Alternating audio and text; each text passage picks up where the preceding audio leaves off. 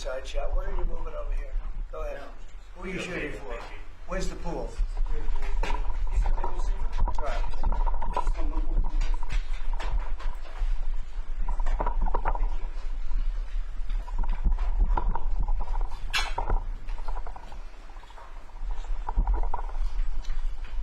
Well, thank you very much. It's great to have the Prime Minister of Australia. Fantastic place. A lot of friends over there, and this is one of them right here.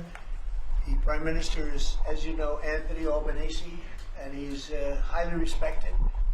Done very well in his election, and I hear you're very popular today, right? I mean, it varies from day to day, but with all of us. But he's done a fantastic job as the Prime Minister. We're here to talk about trade, submarines, lots of other military equipment. They're big orderers of our great military equipment. We have the best equipment anywhere in the world by far.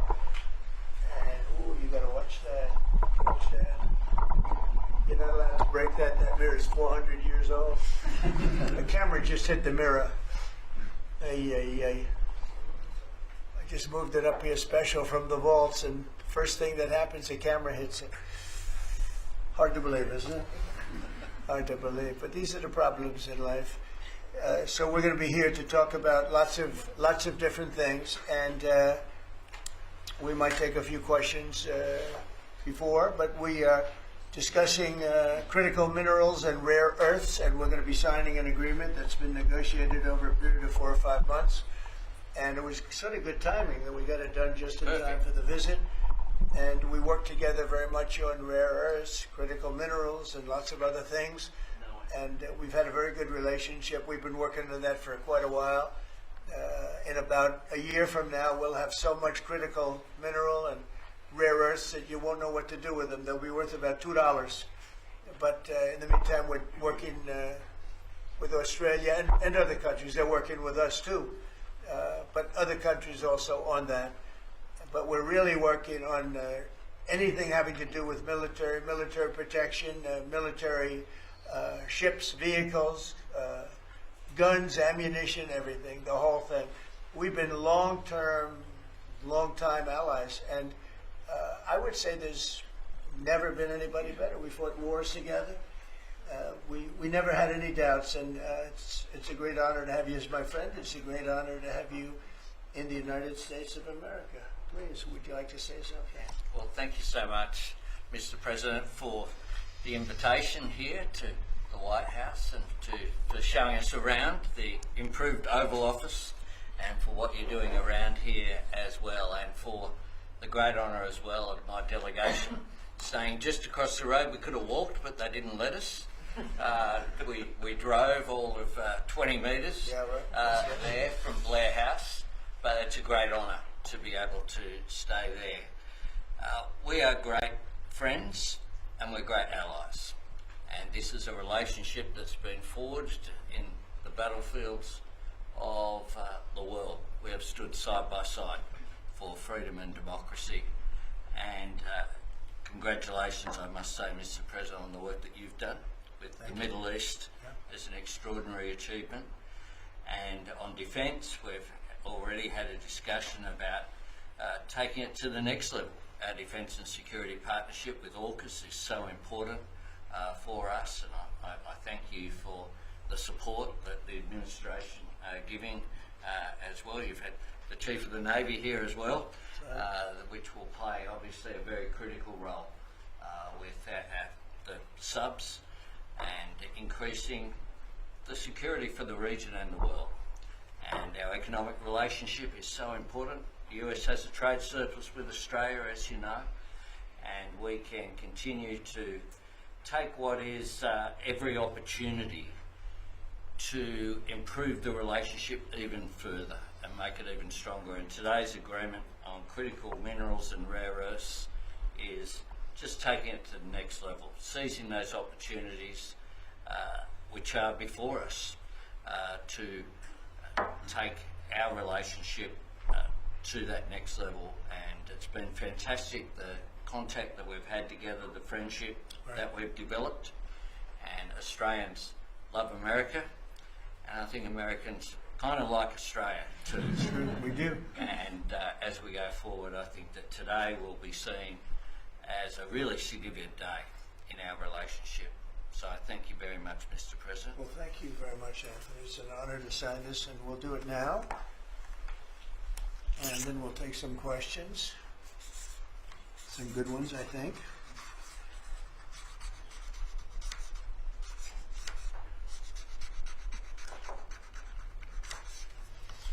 Okay.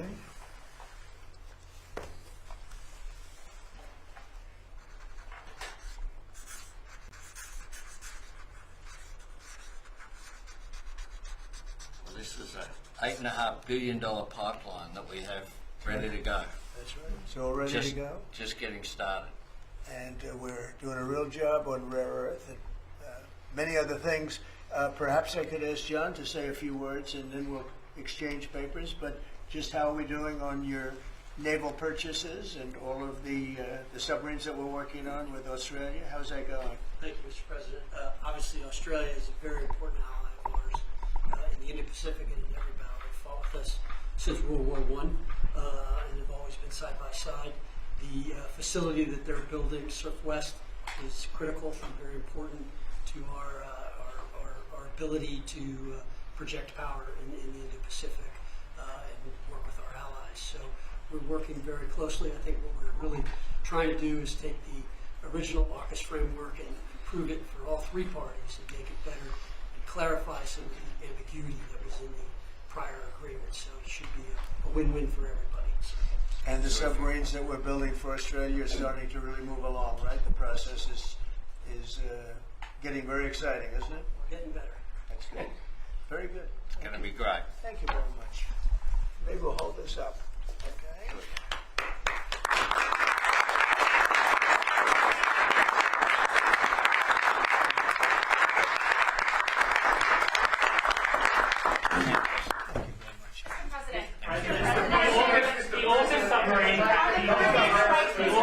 AUKUS defence pact that the Prime Minister just mentioned, it is a critical issue for Australia. Yes. You haven't really spoken much about it publicly. It was a deal that was done under Joe Biden to sell submarines to Australia at a time when you're not really making enough for your own needs. So can you tell us, have you gotten across the details of the deal? Do you support it, and will you honour it? It was made a while ago, and nobody did anything about it, and it was going too slowly. We do actually have a lot of submarines. We have the best submarines in the world, anywhere in the world, and we're building a few more currently under construction. And now we're starting, we have it all set. With Anthony, we've worked on this long and hard, and we're starting that process right now, and I think it's really moving along very rapidly, very well. But if the rate of submarine production doesn't continue, how can you guarantee Australia will get the votes? Oh, it's getting, oh no, they're getting. At least 32 people have been killed in those Excuse me, two. you're next. Thank you. Go ahead. China's bad behavior has really only gotten worse since the AUKUS partnership was formed. With that in mind, is the door open for Australia to get additional nuclear-powered submarines or other military capabilities not already in the deal? I think China's been very respectful of us. They're paying tremendous amounts of money to us as in the form of tariffs. As you know, they're paying 55%. That's a lot of money. They never were paying anything over years and years and years.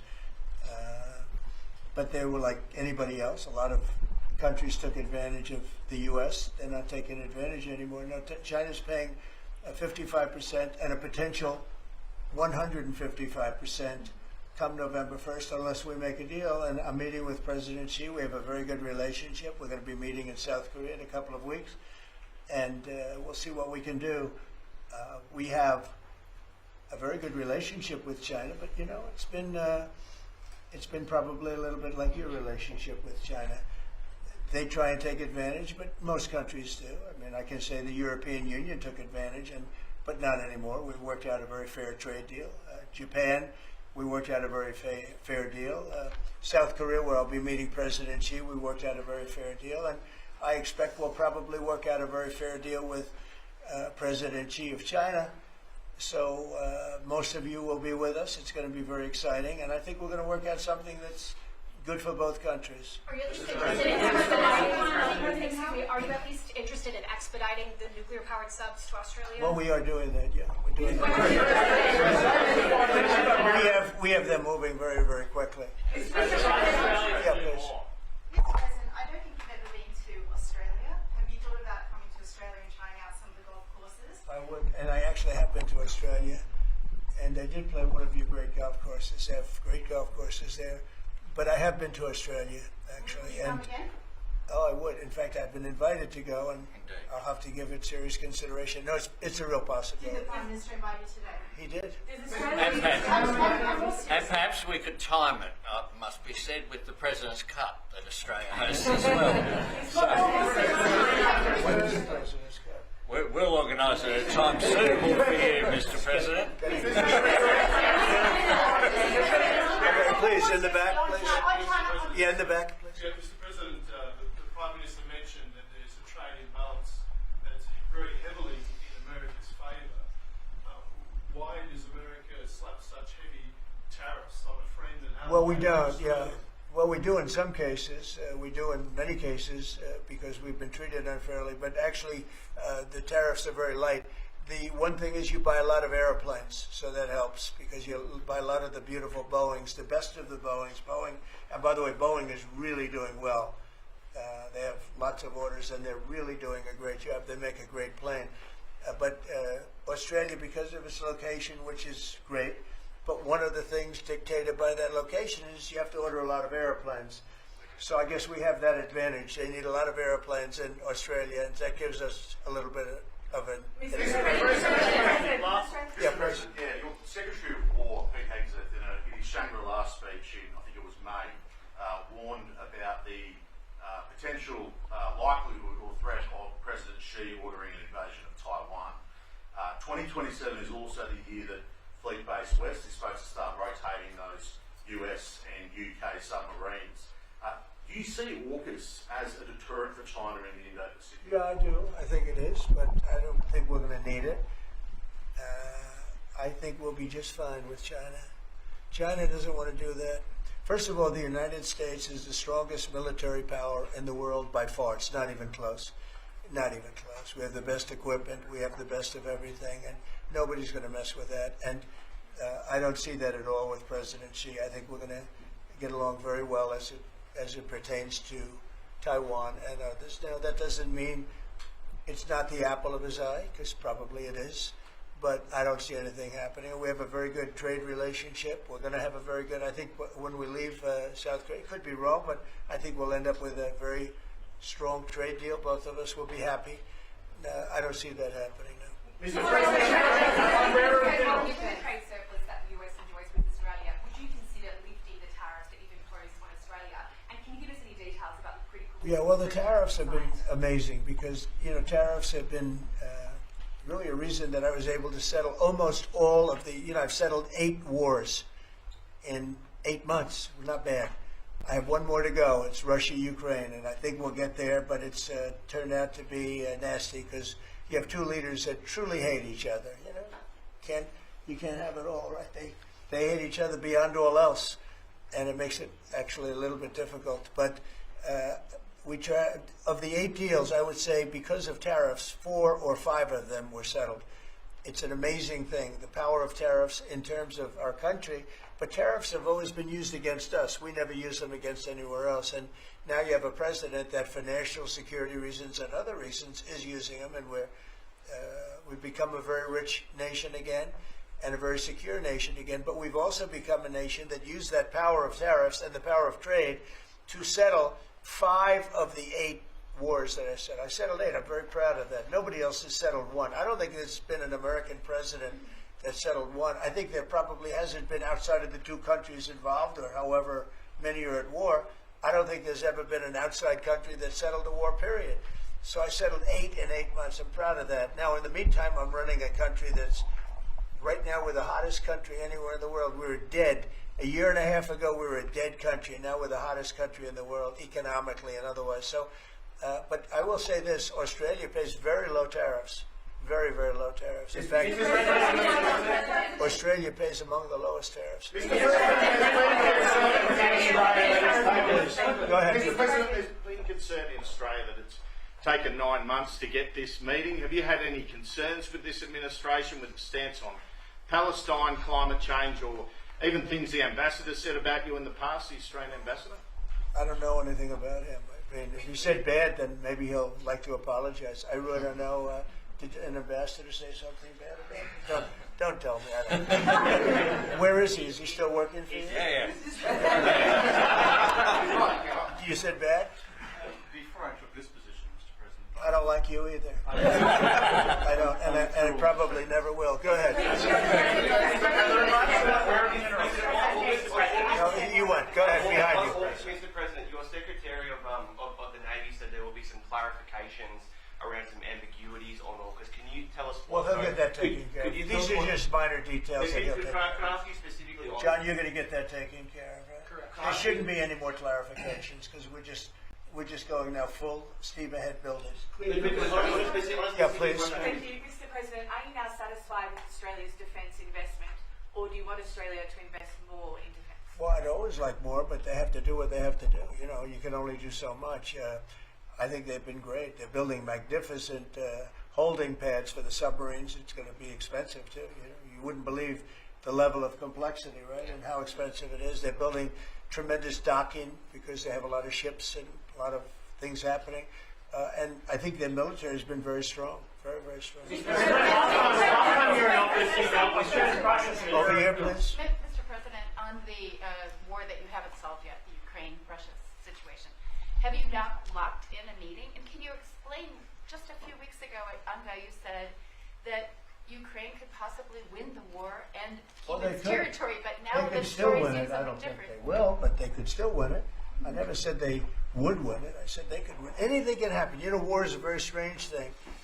A lot of bad things happen, a lot of good things happen. If you look at the Middle East, I would say prior to us hitting Iran so hard, we could have never made that deal because you would have had a dark cloud over the Middle East when we took out their nuclear capability, which was one of the great military maneuvers of all time. It was flawless. You saw that. Those magnificent B-2s. I mean, that was a flawless move that was done by some very talented people, headed up by Pete and everybody else, and our great generals, and General in particular, Raisin Kane.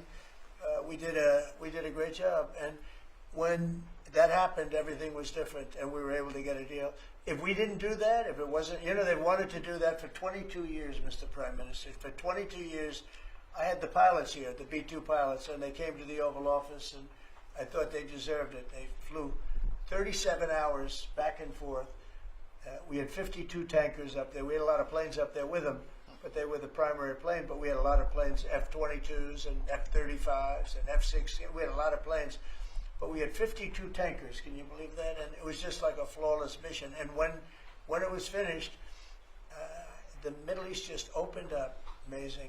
And they've wanted to do it for 22 years. The pilots came up to me. They said, you know, for 22 years we practiced this maneuver. 3 times a year for 22 years, our predecessors and us. These are now young pilots, you know, but they're older now. Predecessors practiced it. And they said, we never had a president that would let us do it, but I let him do it, and it totally opened up the Middle East. It took the cloud over we had a dark cloud over the Middle East, and now it's all, I mean, we have a little situation relatively with Hamas, and that will be taken care of very quickly if they don't straighten it out themselves, because they're in violation of their agreement. Thank you, Mr. President.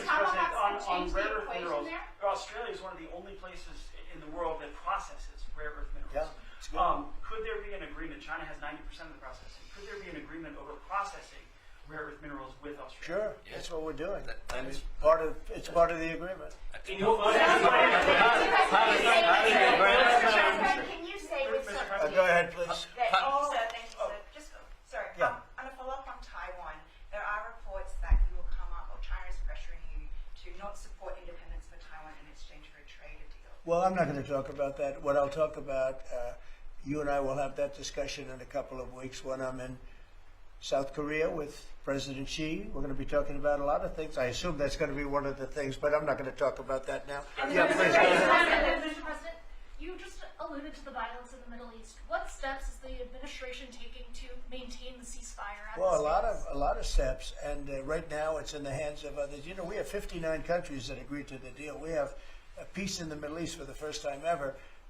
We made a deal with Hamas that, you know, they're going to be very good, they're going to behave, they're going to be nice, and if they're not, we're going to go and we're going to eradicate them if we have to. They'll be eradicated, and they know that. So they went in.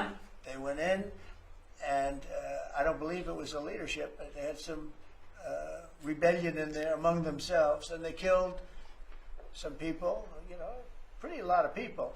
But this is a violent group. You know, you probably noticed over the last 100 years, this is a very violent group of people. And they got very rambunctious, and they did things that they shouldn't be doing.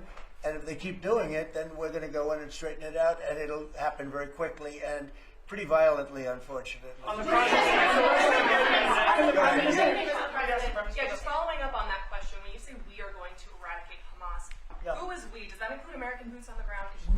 No, it won't be on the ground at all. We don't need to, because we have many countries, as you know, signed on to this deal. The way I view it, 59 countries, and unanimous. There's never been, nobody ever believed us. Countries that 4 months ago didn't like each other, and now they're all aligned together. I mean, we've had countries calling me when they saw some of the killing with Hamas, saying, we'd love to go in and take care of the situation ourselves. In addition, you have Israel would go in 2 minutes if I asked them to go in. I could tell them, go in and take care of it. But right now, we haven't said that. We're going to give it a little chance, and hopefully there will be a little less violence. But right now, you know, they're violent people. Hamas has been very violent. But they don't have the backing of Iran anymore. They don't have the backing of really anybody anymore. They have to be good. And if they're not good, they'll be eradicated. Everyone killed in the Caribbean was a narco-terrorist. Were any innocent civilians killed in the Caribbean, Mr. President? Could the Prime Minister weigh in more on the processing? And can Australia expand the process of rare earths? Absolutely we can, and we have the capacity to do so, and part of this deal is very specific, $8.5 billion pipeline. There'll be $1 billion contributed from Australia and the United States over the next 6 months with projects that are immediately available. There's 3 groups of projects, ones that are joint activities between Australia and the United States, such as Alcoa.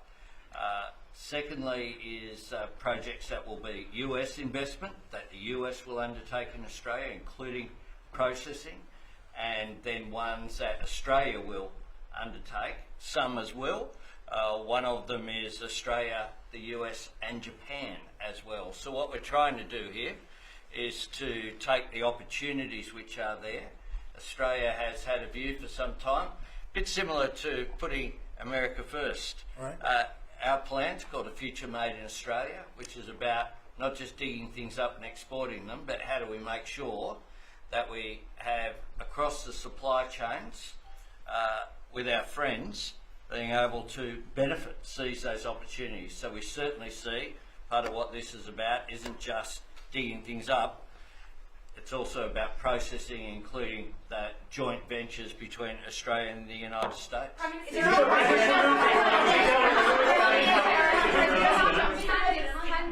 and Australia really compete with China? Aren't we decades behind in terms of development? No, you've been reading the wrong newspapers. We're not decades. We are way ahead of China militarily, the United States. We're way ahead of them in every form of military, other than they're building a lot of ships, and we'll have that started. We'll be catching them on that. But we will, when it comes to weaponry, when it comes to, I'll go right now, AI.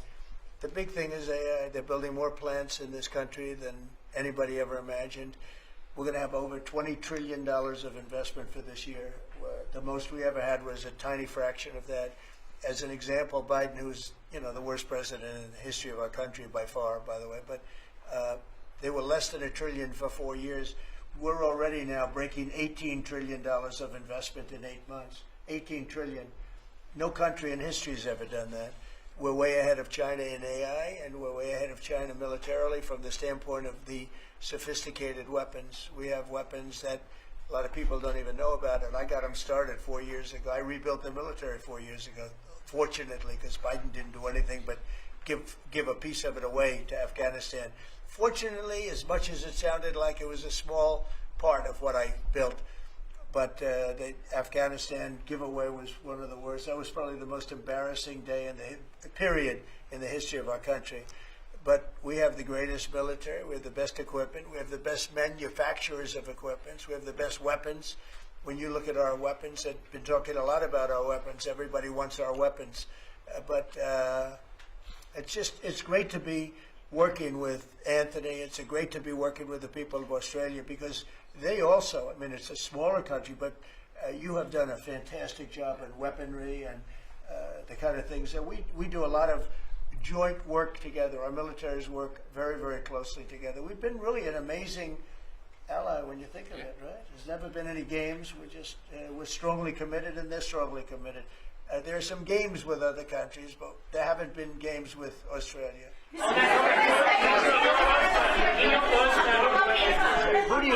Where do you come from? I'm from Australia.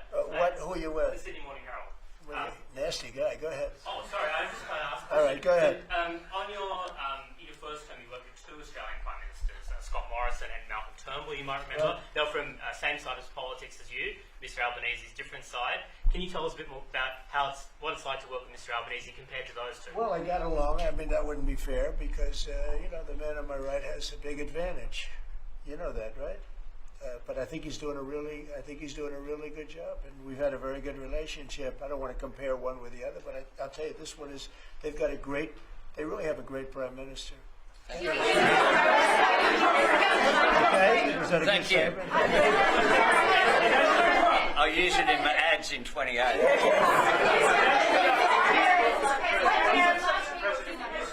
President Putin on Thursday, did you discuss his ongoing attacks on civilian areas in Ukraine? Yeah. Did you say cut it out? Did you say show an article of good faith to me? I did. But as you know, most of the people dying are soldiers. The soldiers that are dying in Russia and Ukraine, it's unbelievable. 5,000 to 7,000 a week. Can you believe it? And I look at that and I say it's pretty amazing. But in addition to that, there are attacks on Kiev and some of the other places. And it's human lives, but the big number of human lives are soldiers that are being killed in the battlefield. Anywhere from 5,000 to 7,000, sometimes more than that every single week. It's not even believable. It's a bloodbath. It's the worst since the Second World War, the worst number of people. And it doesn't affect us in any way. We don't pay anything because now they pay us for the weapons that they get. The NATO is paying us for the weapons, as you know. It doesn't affect. I guess you could say that's a positive thing. They pay us, but I'm not interested in that. I did straighten it out. Biden gave them $350 billion. Can you believe it? And all they did is get deeper in. It's a shame. Gave them $350 billion. A lot of lives were lost. That's a war that would have never happened if I were president. But we do speak about that. I speak about all of the lives, but I do speak about the civilian lives. Yeah. The First Lady has done such an amazing job on Ukrainian children who were abducted by Russia. Would you support Senator Lindsey Graham's bill to declare Russia a terrorist state? And you have within your power the most powerful man on earth. Why don't you just enable Ukraine to finish this war tomorrow? Well, if you knew anything about what you were talking about, you'd be able. You do. I don't think you do, really. I don't think you do because it's a little more complicated than that. But it sounds easy. We're in the process of trying to make a deal.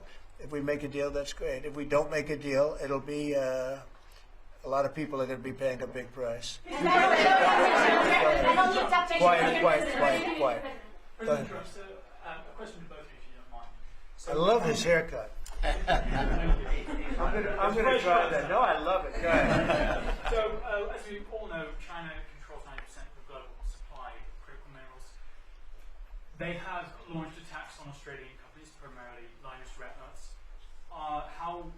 What will happen to China if they don't play fair with this? So, it's a very interesting question. We have a tremendous power, and that's the power of tariff. And I think that China will come to the table and make a very fair deal. because if they don't, they're going to be paying us 157% in tariffs. Right now, they're paying 55 to 57%. When I was first president and first term, we had the greatest economy we've ever had. And as you know, people don't write too much about it, but China paid us hundreds of billions of dollars worth of money for tariffs. Biden left it, but he didn't enforce it. He gave exceptions to almost everything. And so he left the tariffs, but he didn't really collect the numbers that he should have collected, and because he didn't know what the hell he was doing. So now the tariffs are much higher in China than they were before, and they're high on other countries depending on whether or not we like that country or we get along, and that's for national security purposes. So I made deals with Japan, I made deals with the European Union, or the whole of Europe practically, but the European Union, made deals with a lot of different people. We have a very fair deal for, I will say, Australia's paying a low number. They do have, I'll change it, we have a little bit of an advantage on that one. I told you, the advantage we have is airplanes. We sell a lot of airplanes to them, and they need them. It's a very vibrant place, and people go in and out, and I look forward to going there myself. And I think it's unlikely I'll be taking a ship. That's a long journey. That's a long. But China has treated us with great respect. Now, in the past, they didn't treat other presidents with great respect. They would take hundreds of billions and even trillions of dollars out of the country, and they would spend it and build their military. Now they're treating us with great respect. Now, we'll see what happens. I said, if we don't make a deal, I'm putting on an additional 100% on November 1st. I think we'll make a deal. They threatened us with rare earths, and I threatened them with tariffs, but I could also threaten them with many other things, like airplanes. You know about airplanes, because they can't get parts for their airplanes. We build their airplanes. We do a great job. They're largely Boeings, and we could stop the parts. We did stop the parts, actually, when they did the initial threat. That's a big... They closed down over 400 of their airplanes, but we don't want to do that. But we have a much simpler thing. If we don't make a deal, we'll charge them a very substantial tariff, and they'll be paying us hundreds of billions of dollars a year, which they're basically paying right now. We had presidents that allowed China and other countries get away with murder. We're not going to allow that, but we're going to have a fair deal. I want to be good to China. I love my relationship with President Xi. We have a great relationship. I believe after we leave South Korea, we'll be there together. We thought that would be a good place to meet, and we're going to be meeting. I'll be in Malaysia, I'll be in Japan, I'll be in a couple of others. We'll be sort of doing a little bit of a tour. I've been invited to go to China, and I'll be doing that sometime fairly early next year. We have it sort of set. But I think we're going to have a very good relationship with China. And again, they will threaten us with rare earths. I don't think they're threatening us too much right now. But they could do that, but I threaten them with something I think is much more powerful, and that's tariffs. Because at a certain point, they will not be able to do any business with us. At a certain point, if they pay enough tariffs, it's almost like saying, we don't want to do business with you, but it's probably nicer. Saying you're going to pay 158, 157% tariff is a nicer way of saying that we don't want to do business with you. And if they don't do business with us, I think China's in big trouble, I'll be honest with you. I think China is, I don't know that they even make it. I really do. I believe that they're in big trouble. And I don't want them to be in big trouble. I want them to do great. I want them to thrive. But we have to thrive together. It's a two-way street. I think when we finish our meetings, and it's going to be a big deal. Look, I'm meeting with a lot of other countries, but this seems to be the one that people are very interested in. I think when we finish our meetings in South Korea, China and I will have a really fair and really great trade deal together. I want them to buy soybeans. They stopped buying our soybeans because they thought that was punishment. And it is punishment to our farmers, but we're not going to allow that to happen because I made a great trade deal with China, a $50 billion trade deal, and they were great about it. They were doing everything that they were supposed to do. And then when Biden came in, you know, I used to call President Xi all the time to say, thank you, or you're not buying enough. In other words, they were supposed to buy. Biden, do you think Biden ever called him? I don't think Biden ever called him. You think Biden lied awake at night thinking about trade with China. He didn't know what he was doing. He was an incompetent president. We had an incompetent president, but you don't have that anymore. So I think we're going to end up having a fantastic deal with China. It's going to be a great trade deal. It's going to be fantastic for both countries, and it's going to be fantastic for the entire world. Thank you very much, everybody. Thank you. Thank you.